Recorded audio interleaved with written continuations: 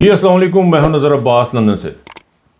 سر آپ کو پتہ ہے کہ پاکستان کی خبریں ہیں میرے پاس، لیکن ان خبروں سے پہلے میں نے اس دفعہ آپ سے ایک چھوٹی سی ریکویسٹ کرنی ہے، بڑے پرزور طریقے سے کرنی ہے۔ بھائی جان آپ کو پتہ ہے، آپ جو میری ویڈیو سن رہے ہیں، آپ لوگوں میں سے 68% جو ہیں وہ فرسٹ ٹائم ویور ہیں اور آگے گزر جاتے ہیں بغیر اس کو سبسکرائب کیے، بغیر اس کو دیکھے۔ آپ کو اگر ایڈ آتی ہے تو آپ ایڈ کو ختم کرنے والی وہ لے سکتے ہیں سبسکرپشن، وہ ایڈ فری پروگرام بھی ہو جائے گا، یا اس کو اسکپ کر کے آگے کر سکتے ہیں۔ آپ پوری ویڈیو آگے کر دیتے ہیں، آپ پلیز اس کو لائک اینڈ شیئر کریں، کیونکہ اس کی ضرورت پڑے گی بڑی سخت قسم کی۔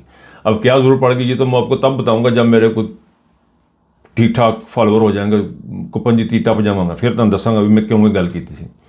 فی الحال یہ ہے کہ جی آپ پلیز لائک بھی کریں، شیئر بھی کریں۔ جو آلریڈی کر رہے ہیں ان کا بہت بہت شکریہ، اور جو نہیں کر رہے وہ پلیز کو ضرور کیجیے، کیونکہ اس کی ریزن ہے۔ اس کی ریزن یہ ہے کہ اب دن بدن جو ہے وہ مجھے ذاتی طور پہ، چلے آپ کو چھوٹی سی بات بتایا تو مجھے ذاتی طور پہ بڑی دھمکی قسم کی چیزیں آ گئی ہیں، تو وہ اب جب اتنا کچھ اپنے اوپر لینا ہے تو پھر لائک شیئر تو بنتا ہے نا تھوڑا سا بنانی میں۔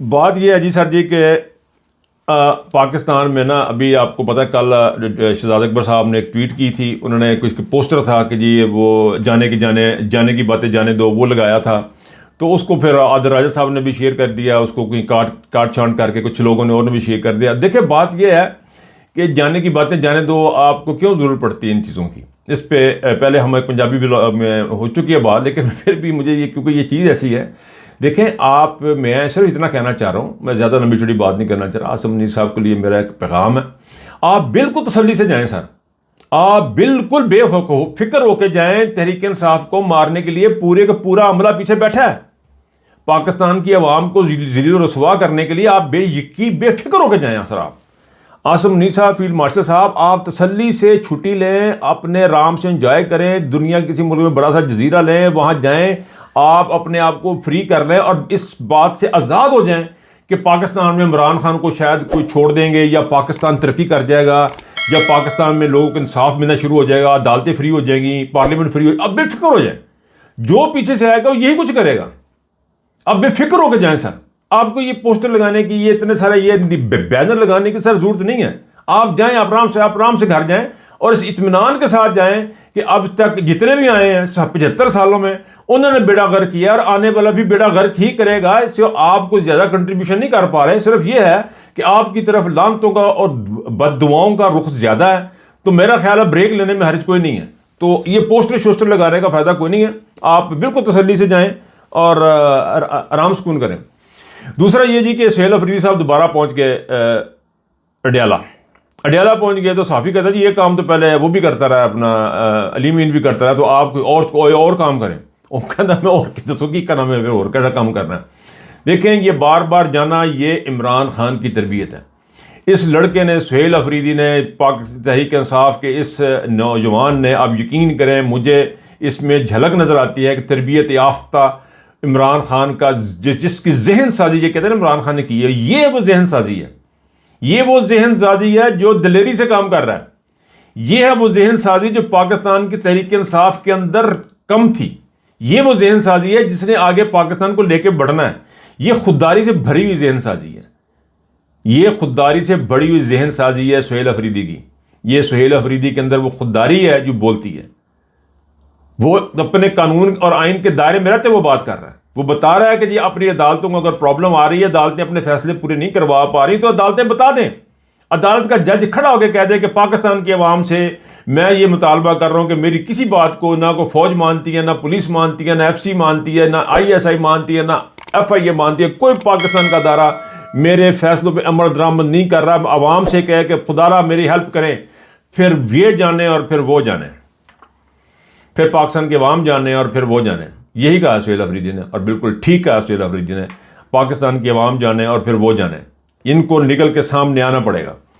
اچھا جی، جہاں پاکستان میں بے تحاشا جو ہے نا وہ عجیب و غریب قسم کی صورتحال ہے، وہاں پہ ایک عجیب صورتحال ہمارے پاس، میں نے پہلے بھی عرض کیا، پچھلے ویڈیوز میں عرض کیا، ایک پاکستان کو اللہ پاک نے ایسی کوئی خاتون دے دی ہیں، ایسی ایک شخصیت دے دی ہے مریم نواز کی شکل میں، کہ انہوں نے اب علماء کو بٹھا لیا ہے اور ان کو انہوں نے سمجھایا ہے، دین سمجھایا ان کو بتایا ہے کہ آپ کو تو چندہ اکٹھا کر کے دیا جا رہا ہے. یہ مجھے نہیں سمجھ آ رہی ہے ان کی تعریف کر رہی ہے, ان کی عزت کر رہی ہے, یا ان کو بتا رہا ہے تسی آنے دے نہیں آگے, کسی نے چون کی تھی تو تن دے آگے. دیکھیں ہر طرح کا میسج ہے نا. انہوں نے ساری بات کی, انہوں نے کہا جی یہ بڑے غریب لوگ, یہ بڑے معتبر لوگ تھے, لیکن ان کو چندہ اکٹھا کر کے پیسے دیا جاتا تھا, مجھے بڑا دکھ ہوتا تھا, میں ایک مذہبی گھرانے کی خاتون ہوں, ہمارے پھول پھینکے جاتے تھے. پھول پھینکنا یا گھر میں بتی لگانا یا لائٹ جلانا عید میلاد النبی والے دن, یہ ایک اچھے مسلمان کی نشانی ہے بقول مریم صفدر کے, مریم نواز شریف کے. اور مریم صفدر کہہ دیا تو وہ ناراض ہو گیا اپنا شہزاد اکبر صاحب, وہ کہتے ہیں یہ کی گل ہے. بہرحال اس طرح کی بات ہے, ہم مریم نواز شریف کہتے ہیں, میں اس کے لیے معذرت چاہتا ہوں اگر کسی کو برا لگ رہا ہے. تو وہ جناب اب بتائیں کہ یہ کون سا یہ تو اچھا مولوی منیب صاحب دیکھو ذرا تصاویر دیکھیں. مولوی منیب صاحب جو ہے نا, وہ ان کو لگ رہا ہے جیسا داڑھ نکلوا کے نہیں بندہ منہ اپنا بند کر کے بیٹھا ہوتا ہے, جس کی داڑھ نکلی اور درد بڑی, اس کو تکلیف ہو, اسے دبائی ہوتی ہے, اس کو لگتا ہے کہ اس کا منہ کھلے گا تو پین دوبارہ شروع ہو جائے گی. تو ایسا منہ بنا کے مولوی صاحب اپنے جناب داڑھی نو رنگ شنگ کر کے لال پیلا کر کے تو اتنے بیٹھے ہیں اور ایک لفظ نہیں بولتے. یہ ہمارے علماء ہیں اور سارے لائنوں میں بیٹھے ہوئے ہیں, اٹھے کے جائیں گے, کھانا شانا کھائیں گے, چائے شائے پیئیں گے, گھروں کے چلیں گے. مریم بھی جہاں وہ بتایا جائے گا کہ وہ بڑی 600 لاشیں تھیں تو بڑا ڈھیر لگ جائے. 600 لاشیں جو ہوں تو تسی لوگ ہوندے نا تو وہیں پہ پڑی تھیں, خبر آپ نے ٹی وی لگنے نہیں دی, بات کی ہونے نہیں دی. اب بتا رہی جی کہ وہاں پہ اتنے اگر ہوئے ہیں تو وہ کہاں ہیں لاشیں ہیں. لیکن یہ خوف و ہراس کی, میں اس میں ایک اور بات کرتا چلوں, اس وقت واقعتاً یہ بات بالکل صحیح ہے کہ مریم کو اس وقت جو لوگوں سے میری جو لوگوں سے بات ہوئی ہے پاکستان میں یا ارد گرد جو مذہبی حلقوں کو جانتے ہیں یا اس مذہبی جماعت کے بارے میں لوگوں کو چاہتے ہیں, وہ کہتے ہیں کہ جی یا آپ کی اب آنے والا جو ٹائم ہے وہ خطرے سے خالی نہیں ہے.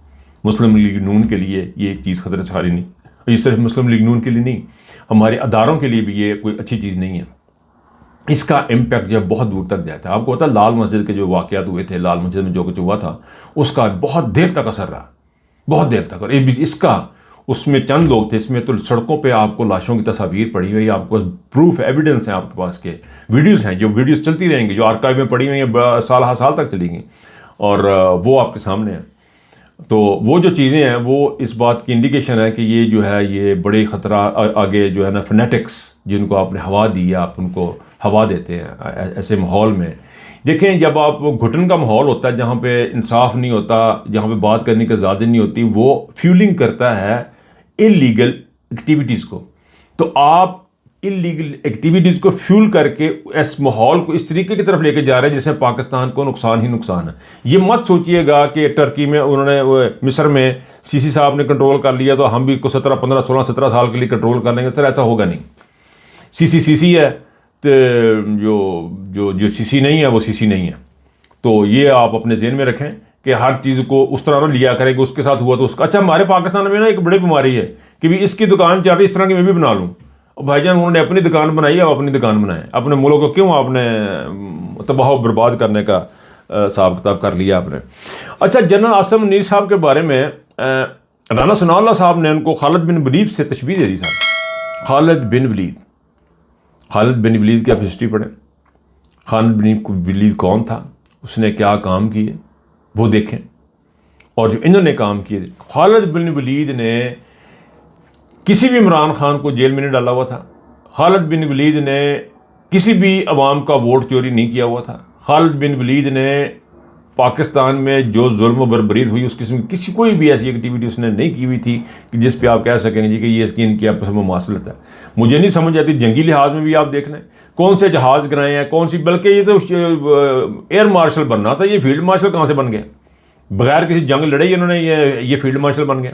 کون سی ایسی انہوں نے ایک ایکسٹرا آرڈنری ایکٹیویٹی کی ہے؟ اب حال یہ ہے کہ ہمارے چیف آف آرمی صاحب مائنڈ مت کیجیے گا سر, مائنڈ مت کیجیے گا. آپ کی اپیرنس بہت کاؤنٹ کرتی ہے. آپ کے دانت گندے ہیں سر, آپ کو پتہ ہے اس بات کا کتنے گندے دانت ہیں آپ کے. آپ بتائیں کہ آپ دانت تو صاف کر نہیں سکتے, اور آپ اس ملک کو آپ صاف کریں گے, اس ملک کو لے کے چلیں گے, آپ کیسے کریں گے یہ مجھے نہیں پتا.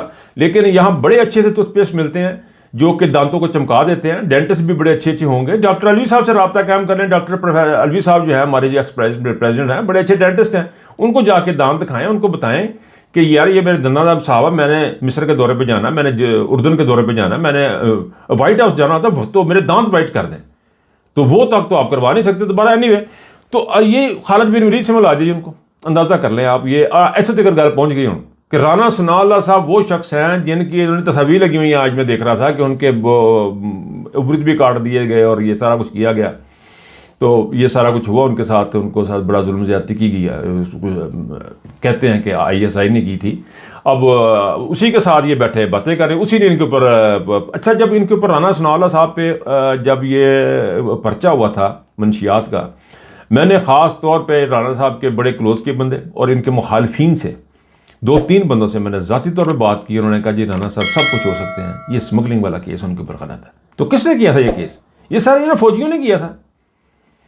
وہ جو فوجی بیٹھا جو پریس کانفرنس کر رہا تھا اس نے کیوں, ان لوگوں نے کروایا تھا آپ کے اوپر کیس. اب آپ ان کے پاس جا کے بیٹھ دیکھیں, یہ تو باری باری بولے سب کی باری. وہ ہر بار عمران ریاض بھی کہہ رہا ہے, سارے بات کہہ رہے ہیں, خان صاحب بھی کہتے ہیں, ہر بندہ یہ کہتا ہے کہ بھائی جان یہ تو اب لگا ہوا ہے. اب جس طرح انہوں نے مریم کو ٹریپ کیا ہوا ہے اور مریم سمجھ رہی ہے کہ میں پتہ نہیں کوئی بڑی آئرن لیڈی بن رہی ہوں, آپ آئرن لیڈی نہیں بن رہی, آپ پھنس رہی ہیں. یہ وہ جو بندہ ہے عاصم نے, جس کو آپ نے خالد بن ولید کے ساتھ ملا دیا ہوا ہے, یہ سر ایک کرمنل مائنڈڈ آدمی ہے. پاکستان کی عوام کا ووٹ چوری کیا ہوا ہے. 26 نومبر کو انہوں نے اسلام آباد میں قتل عام کیا ہوا ہے. انہوں نے پاکستان کے لوگوں کے ساتھ وہ ظلم اور زیادتی کی ہے, گھروں میں گھس گھس کے جو انہوں نے زیادتیاں کی ہیں, یہ ان کا تمام کا خالق ہے. اور تمام جو پاکستان کی اس کو بربادی ہے وہ اس کے سر جاتی ہے. پاکستان سے جو کمپنیاں ملک چھوڑ کے جا رہی ہیں, وہ تمام کا تمام کریڈٹ جو ہے, جو ذمہ داری ہے, وہ عاصم نے صاحب جاتی ہے, جنہیں ICSC جو بھی ہے وہ بنائی ہے. تو آپ لوگ جو ہے اس شخص کو خالد بن ولید سے جا کے ملا رہے ہیں. خالد بن ولید ایک مومن آدمی, آپ نے کس کے ساتھ جا کے اس کو ملا دیا؟ آپ کتنا کو اٹھا سکتے ہیں؟ یعنی کچھ اٹھانے والی چیزیں ہوتی ہیں, ان کو اٹھایا جاتا ہے, لیکن یہ جو چیزیں اٹھا رہے ہیں وہ ان کو اٹھا کے کہاں پہ رکھ دینا آپ نے؟ وہ جہاں ہیں وہ ان کو وہیں پہ رہنے دیں. جو آپ اٹھا رہے ہیں, آپ نے جو پالش جو پکڑی ہوئی ہے اور اس کو رگڑ رگڑ کے پھیر رہے ہیں. اور برانی وے یہ کام تو پاکستان میں بھی ہونا, اور ایسی پالش ہوتی ہے, خدا کی پناہ. یہ خالد بن ولید والی بات سن کے میں حیران ہی رہ گیا ہوں. بہرحال جی اپنا خیال رکھیے گا, مجھے اجازت دیجیے, اللہ حافظ.